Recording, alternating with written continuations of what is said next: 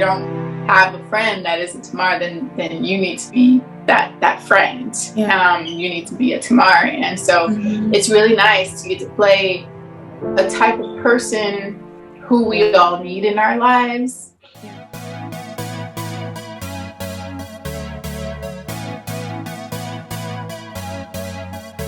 Hello, folks. This is actually really exciting. The person that I have on today, some of you will know her through a very popular series that's growing right now. It's amazing. It's well produced, just incredible acting. And I wanted to combine both her traveling experiences as well as her creativity through acting. So thank you so much, Amber Shana Williams, for being here with us today. Thank you for having me. Thank you for inviting me. Thank you for fans of the show. I'm really excited. Yeah.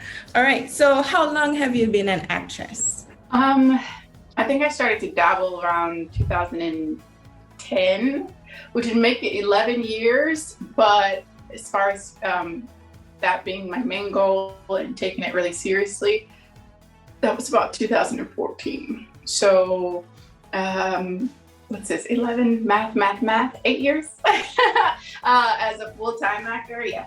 Yeah, okay, great. So why did you choose to be an actress? Why did you choose this field? Honestly, most actors would tell you that they didn't choose it, it kind of chooses them. But I went to college, did everything, nursing, corporate, executive assistant, marketing, like all of this stuff. And I always wanted to be an actor, but you were always told, a lot of the time, not always, but a lot of people are told growing up that they need to pick a real career. You need to be something like a doctor, a lawyer, somebody with substance, an accountant, things like this. So that's what I went forward thinking. And it's like, well, I'll be a nurse like my mom because kind of have a head start. And I did all that and I was super unhappy. And then I lost someone very, very close to me. And kind of one of the last things that they said to me was like, do what it is that you want to do with your life, because I've worked hard enough for you to be able to. It was my grandpa. And so, you have to think of what my grandpa was older than all the other people's grandparents. He was old enough to be their dad. So he was here in 1920s and 1918, Wow.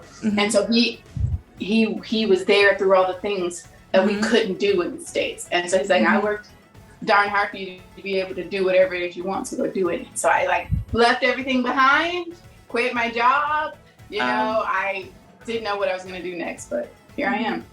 Wow, that's so inspiring. I love the fact that he said that to you. Wow, he sounded like a really wise person. He was wise. And where are you located now?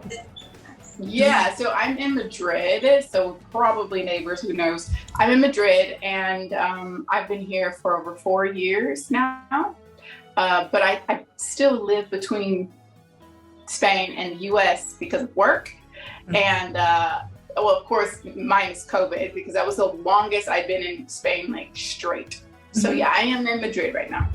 Okay, yeah. And I wanted to ask you about that because I know that you also work in the US, because the big show we're going to talk about later is based in the US. So yes. I wanted to ask, how do you navigate traveling, between countries and working?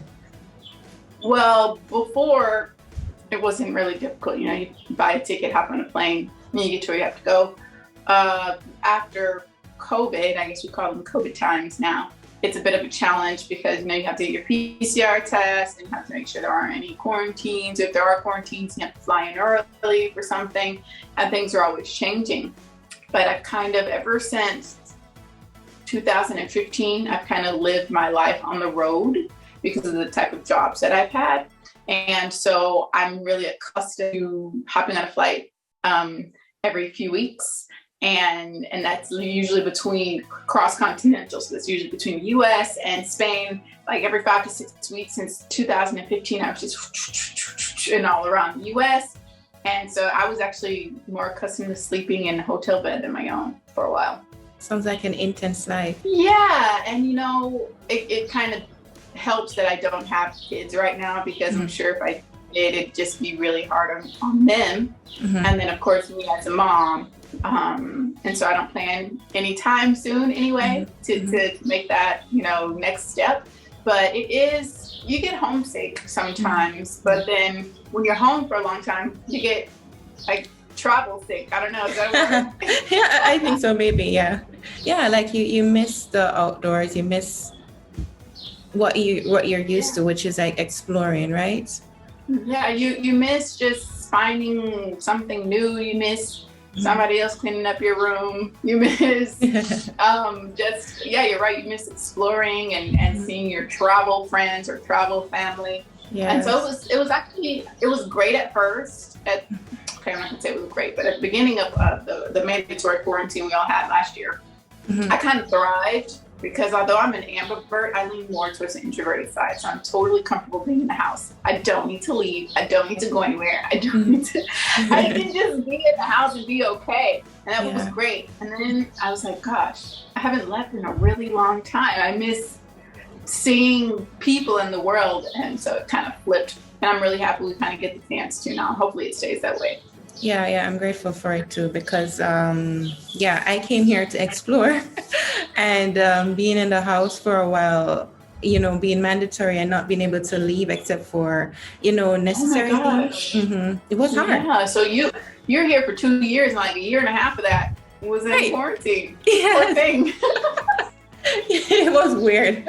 I was like wondering at one point, wait, what am I doing here? At one point.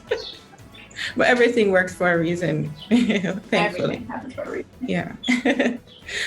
Which is actually interesting because I think I started this interview show during the quarantine or a little bit after because I wanted to start getting more of a perspective from other people who travel because I feel like there's a wealth of knowledge that can be gained when you're traveling and for different reasons. Like for you, for instance, you're acting and you're also here in Spain for another reason. So what is that? Oh, well, I always say people move cross country or internationally for one or two things. It's either work or it's love or some combination of the two. So I initially moved here for love and it worked out for me. Oh, congrats. I'm still here. That was the initial reason that I came to Spain. You were working on the multi-series show, The Chosen, right? Talking about the life of Jesus as well as his followers, which is a big deal because I love the heart of the show, talking about the human experiences of those that, what they believe would be the human experiences of those who are around Jesus. Yeah. And let me tell you something. When I saw you in the episode that you Indescribable Passion, episode 6. Right. Yes. Yeah. Oh my gosh. Look, first of all, I was blown away by your beauty, but at the same time, definitely beautiful. But at the same time, how fierce and passionate you were for your friend, but at the same time, soft-hearted and just loving. It was like a great combination. Thank you. You're welcome. Yeah. So I was just inspired, and also, honestly, because of the diversity. A lot of the time in faith-based films, especially in the past, you don't really see people who look like us. You really don't. Yeah, and when I saw you, and the history was accurate as well because you play a lady from Ethiopia, Tamar. Who grew up in Egypt, yeah. Right. So the history is accurate, but at the same time, it shows how should I say, it was still multinational or international because there were people around that time who would have interacted with Jesus who were from different nations. Right. Mm-hmm. I mean, it's the same here. Like you're here in Spain. Yes. we took a flight to get here instead of a boat or instead of walking, but you're here. Mm-hmm. And it's the same back then, especially because she was in Capernaum, which was a port town, where the boats would come in. So if you're going to be anywhere, you're especially as an international, just like California, just like Florida, just like Barcelona. Barcelona is one of the most international cities in Spain. Mm-hmm. And it's one of the reasons because it's is a port town. It is right there on the coast, and that attracts a lot of people. And so I really like that they had, diverse cast. Like the majority of all the cast is of ethnic descent, whether it's from Middle East or Latin America or African descent or Egyptian. And it's just like, oh, thank goodness, because because can you imagine all the flack we get if it wasn't so blended like this? And so they did a really good job with that, and I was really lucky that they brought me back more than once too, so I'm really happy about that. Yeah, and they just ended the series, and we got to see you, no spoilers because people are seeing it now, that you are actually a part of the followers. Yeah, so that call came and shocked the heck out of me, and I was like, me? Like, because she was supposed to come in, go out, bam. And that was that. And they were like, no, we need her again. And I was just really excited because, even though there are Tamars in the Bible, just like there are multiple Jesuses, people were named Jesus at this time, just like there are multiple Josephs and James, Big James, Little James, like people had these names, right? Yes.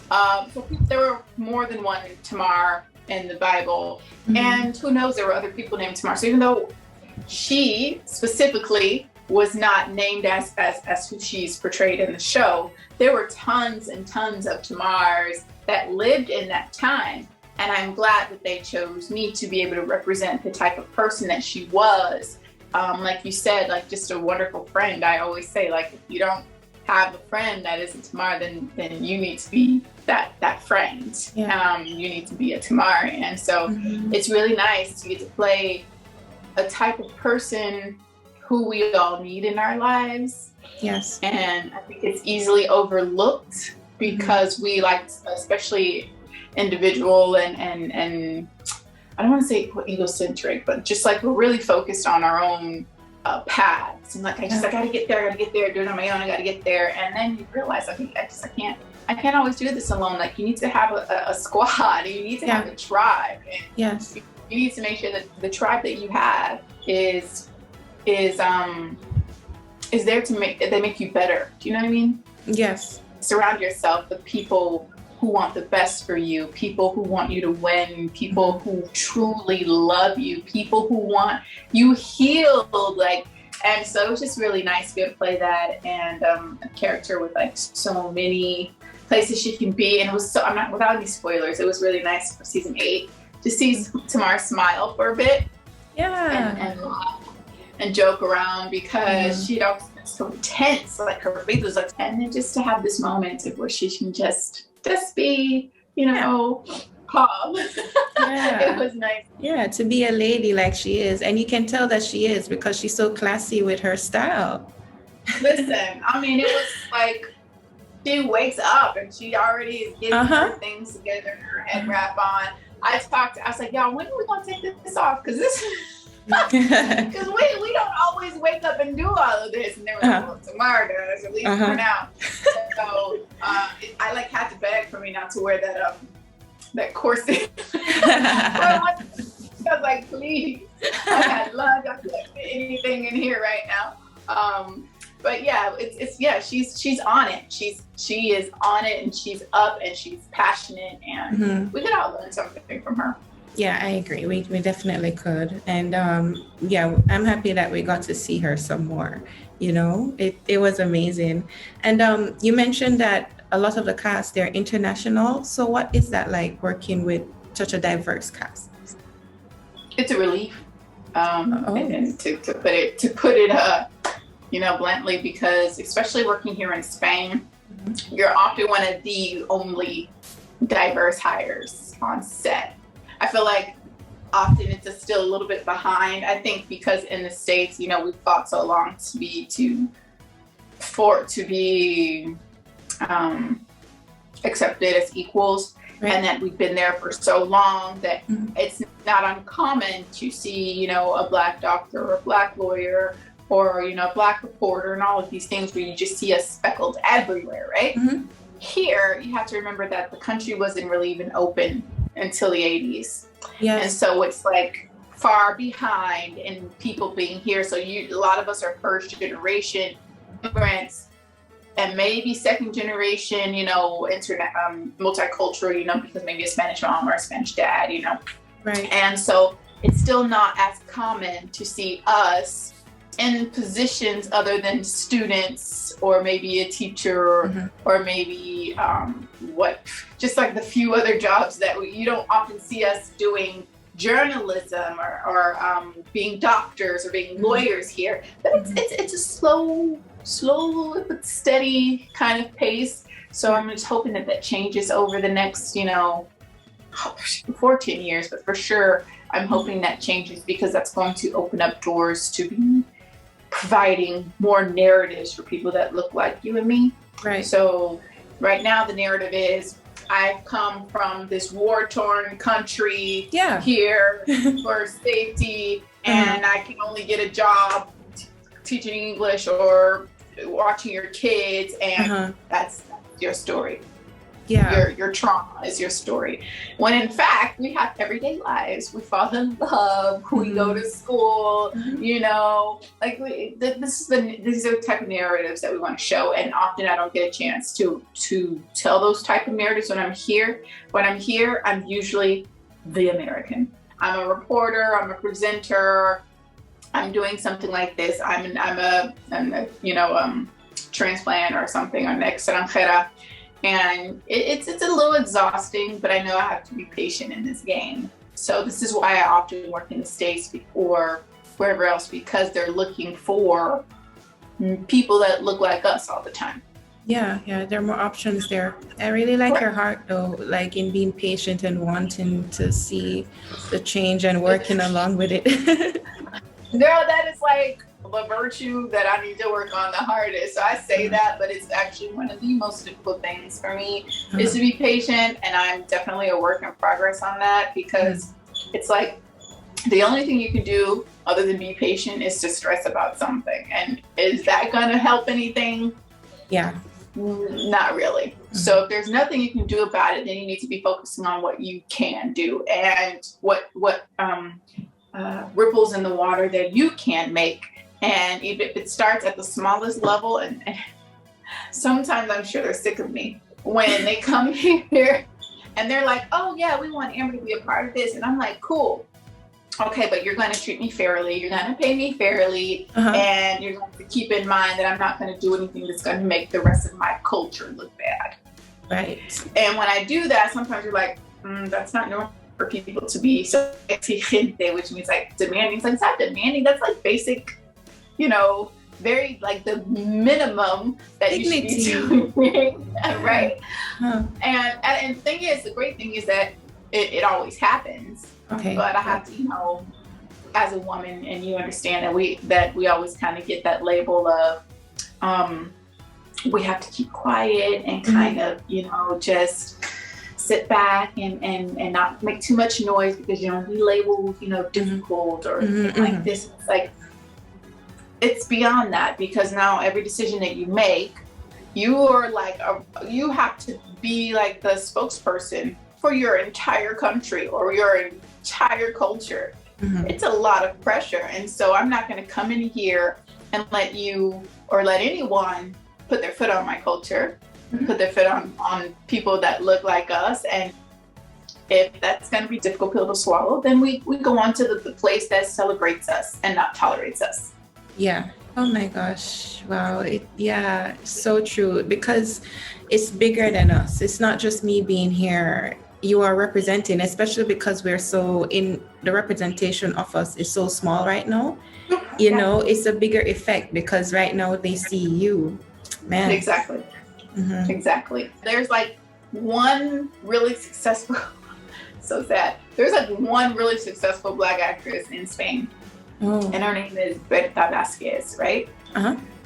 I went to an event one day and everyone was like, are you Berta Vasquez? I was like, what? We look like two totally different people. Just asking if Queen Latifah and Viola Davis are the same person. They're clearly and obviously not the same person, but that's how thirsty they are for diversity here is that the one person who has been more or less successful in their career that kind of look like us is the one person that people thought I was, and I was just like, oh my goodness. Yeah. Yeah. No, I'm just laughing because no one would mistake me for Beyonce when I go home. Nobody mistakes me. That would be cool, though. I would like them too. Mm-hmm. Right? I know, right? Yes, that would be cool. But yeah, back home, that wouldn't happen because there's more knowledge. It's your home. Exactly. Yeah.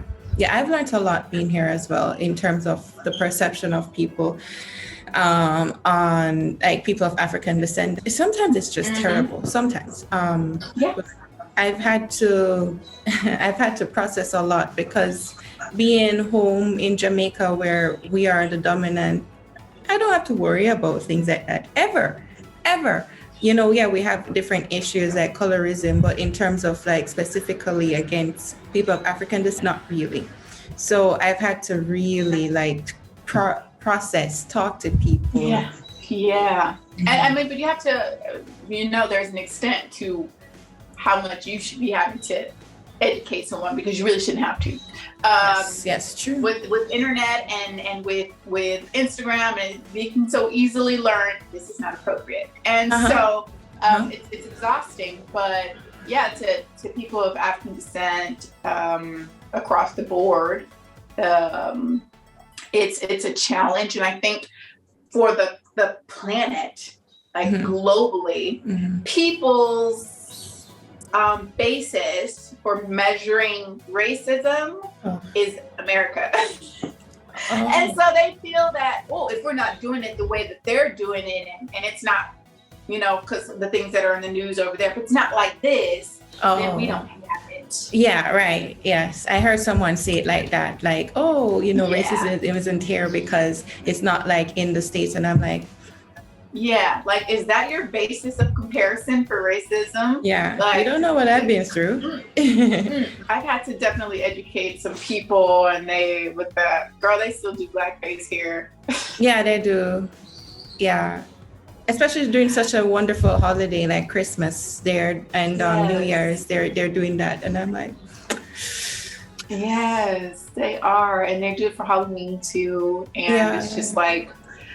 You have to just kind of breathe in deeply. And the crazy thing is that you and I, because it's not a privilege, but it's kind of more of a prejudice, is that once, let's say someone has a problem with us or something happens and we're there, and because this is something you have to think about when you travel, because it's really sad that for you and me, we have to make sure we look how racist the country is. Like, what is a palatable racism for this country? Oh, it's just a little bit of racism. All right, I'll go. So here, once let's say you have an issue, once someone realizes that you're from North America, they're like, okay, well, you're one of the cool ones. Like, carry on. Yeah, true. Yeah. Now you tell them you're from Senegal, you tell them you're from Belize or Colombia, and they're like, yeah. We get treated slightly different just because we're from North America, and I don't really take that well because we're diaspora, and it's like, even though some of us are in Brazil, some of us are in Jamaica, and some of us are in the U.S., a lot of us don't know the first place where we come from, and we could very much be cousins and family. Like, that's how we have to all look at each other. It's like, this is all us. This is all, the lost children. And so you're not going to treat me differently than her because I come from the U.S. Yeah. You know what I mean? Oh, yeah. Yeah, it's tough. I get that a lot. I get that. It's true. I do think about that. Like, when I will experience racism, I'm like, okay, it hurts. But at the same time, because of where I come from, I'm like, I have the basis that I understand my dignity and my rights. Not saying other people don't, but I never had to struggle with that before. So what my point is that now I can like understand what other people who are really here because they have no other options, or they are refugees, how much worse it is for them. Like, I can go back home. I can go back to my comfort, but they can't really. Yeah. So that just gives me a heart for like, I don't like this because these people, you know, they are here and I want it to be better, even for them, for me too, but most especially for them. Exactly. And I think traveling, it should, in my opinion, humble the people that do it.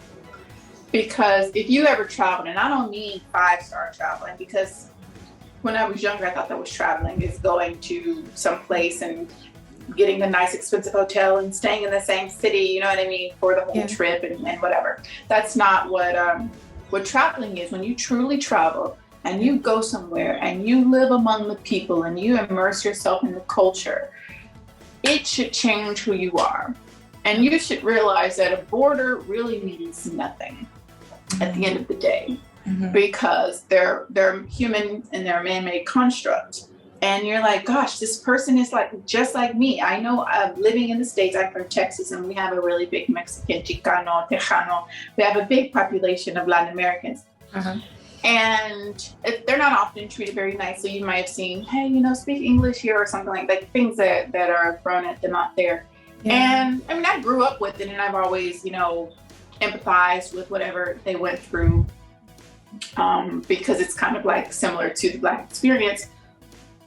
However, I didn't truly understand. I empathized, but I didn't truly understand until I became the immigrant. Until I left my place of comfort and was dropped into this entire new culture, who did not speak my language, who did not grow up the way I did. And it was really, really, really hard. And I gained a new respect for someone being an immigrant and leaving their life behind and going somewhere, because it's hard, it's scary.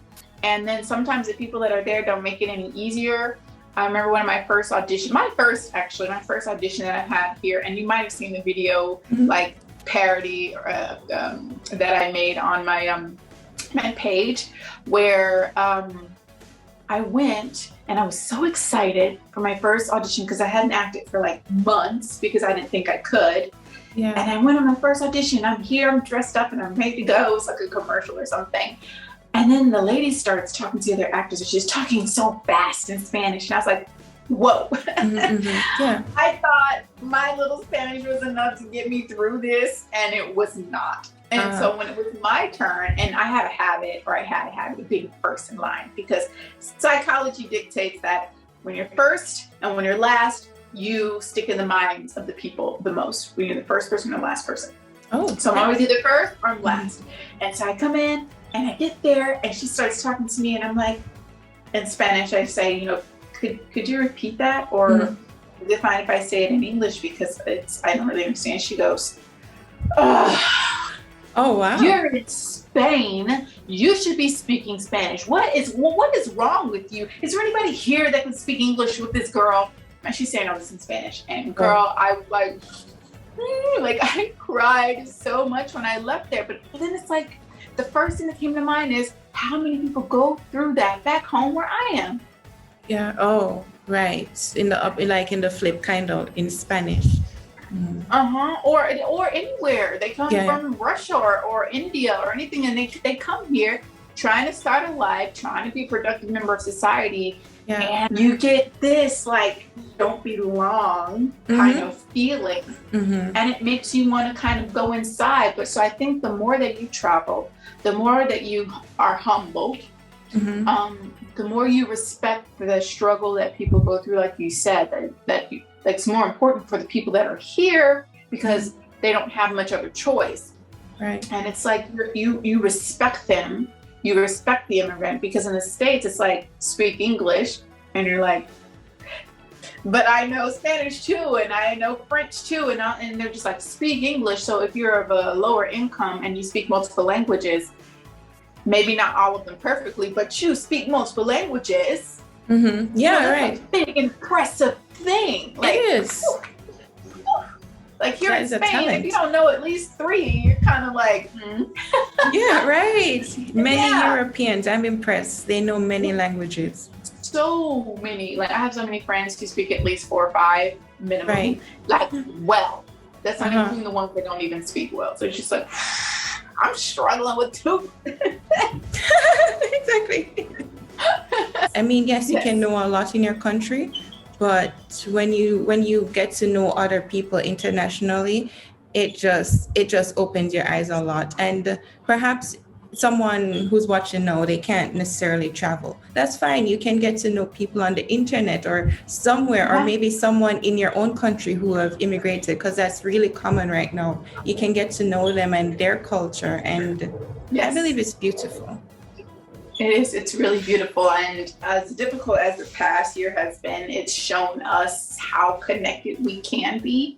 Yes. And how incredibly useful being connected even virtually is. Yeah. And like I've literally been taking classes in London, you know, and I'm able to keep closer with my friends that live in LA and my friends in Australia.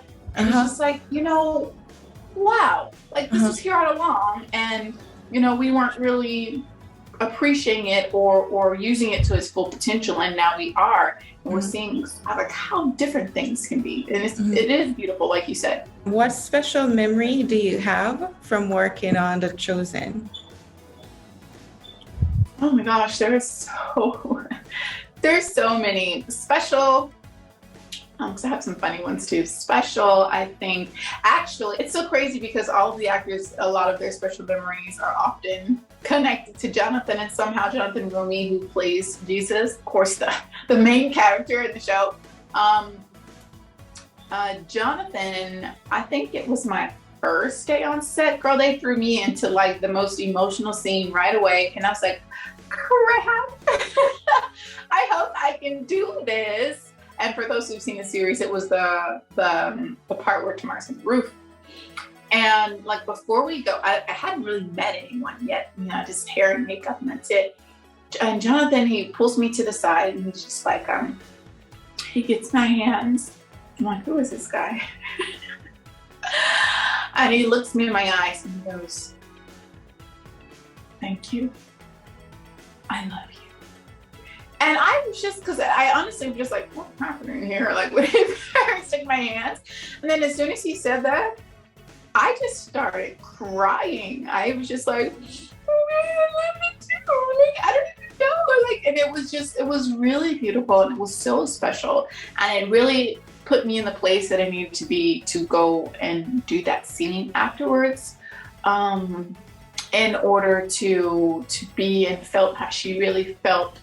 And the passion that she had, he really, he gives so much of himself. And so it was kind of like he did that for me. Because like, if he can't get there, like he'll be like, I need, like Dallas, like I need set to be quiet. I need everything to just, because I need to connect with her. And he just stops everything just so that he can connect with you. Wow. So you can get the most authentic, the most heartfelt reactions, you know, and it was pretty special for me. And that was like my first scene. And so I was really nervous. And then after that, it was just like, yeah, because I think acting looks really easy to people sometimes. You think you just pretend. And it's so much more than that because you can always tell when an actor pretends. You're like, oh, I didn't really like that. Often to get to the places we need to go, it's kind of like you have to open yourself up. Now there's different methods, and I'm not going to get into all the methods, but there's so many different methods of acting. Yeah. Some of them really require you to just really put yourself in the place of the character. Like, you know, you've probably heard of actors just, they have to play, I don't know, Jack the Ripper, and so they act like Jack the Ripper all the time. Or, you know, Will Smith, I think, is a method actor. And then you have type of methodologies that say, okay, what you need to do is use your own life experience and relate it to their life experience. So you find some common ground, opens up this door between the two of you, and you can move forward. This is pretty effective, but it's also kind of dangerous. And you've also probably heard of actors like this, where they, after they're done shooting, they have to go to therapy because they can't differentiate the two anymore. Wow. Who's the character? Who's me? And then there's just so many different types. And I think Jonathan, and I think a lot of the actors there, like they're able to find some really beautiful common ground between like all of these men, because everyone's bringing something different from a different school of thought. And I know for sure in that moment, it connected me with her, and it put me in her shoes. And I just wanted to be around him. I needed him in that moment. And it was really beautiful. And I know that he's done that with so many. You talk to them all, and they're all going to give you a Jonathan story, probably pretty similar to that one. And it's really sweet, it's really beautiful, and I think it shows on screen. Oh yeah, I can feel the emotion from the show, you know, like I literally just feel how intense it is, how, you know, vulnerable people are, especially in that time. And yeah, I guess like whatever is happening in the background is working. Not even I guess, you can see it is. It's like on The Chosen, you may have characters that are on there for a short period of time, or maybe just an episode, or maybe for a few minutes. Nobody is treated like they're less just because they're not on screen or they're not a main character. And that's one of the most incredible things, is that you're on screen, like the character that plays Ethan, and a lot of people don't know him as Ethan. Ethan is formerly known as the paralytic. His the actor's name is Noe, and even though he literally said, you know, just a few phrases in episode 1, the performance was palpable, right? You're looking at him, like when that toe moves, you're like, yes, he's walking, he's getting there. Right. It was so moving. So even just the characters with the shortest time on the show to the longest time, it's all just as affects you just as much. And they in The Chosen works really hard to get the right people to play these parts. Yeah. And so it's something I appreciate. And I am so moved. I am really moved because I know that I'm not the only one who thinks like this. I've spoken to friends who are just amazed with how a faith-based film like this not okay with anything just being mediocre. And that just inspires me, even as a person, like a Christian, that I have talents and I can't just be throwing things out there. I mean, yes, there's growth needed. So, you know, I can try my best right now. But the thing is, just do my best and not just be like, oh, yeah, whatever. You know, God loves it. I'm doing it for God. No. This is going to impact the world. This is to inspire people. So whatever I'm doing, just bring it. So I've been really inspired by all of this. Truly. I think that is a standard that we should all live by. It's definitely one of my mottos, is that, you know, why be mediocre, you know, when you can be great? Like, you know, God isn't mediocre with you, right? Yeah. So I think that when we put things out there, that we should put things out there with, you know, and not haphazardly. That is something that they do, and it is something that's pretty inspiring to me. And that goes for everybody that you see on and off screen. And I try to live by that in my life as well. And I try to live by faith, not by sight, because if it was by sight, I wouldn't do anything. I would not. I have, you know, some anxiety, and I also have just a really cautious person. And if I just lived in that spirit all the time, and I never stepped out on faith, I literally wouldn't be doing 99% of the things that I'm doing now, and I wouldn't have had the experience. And I always say that, like, when you have to choose between doing what's safe, step out on faith, because that's where all the magic happens. That's where all the beautiful things lie.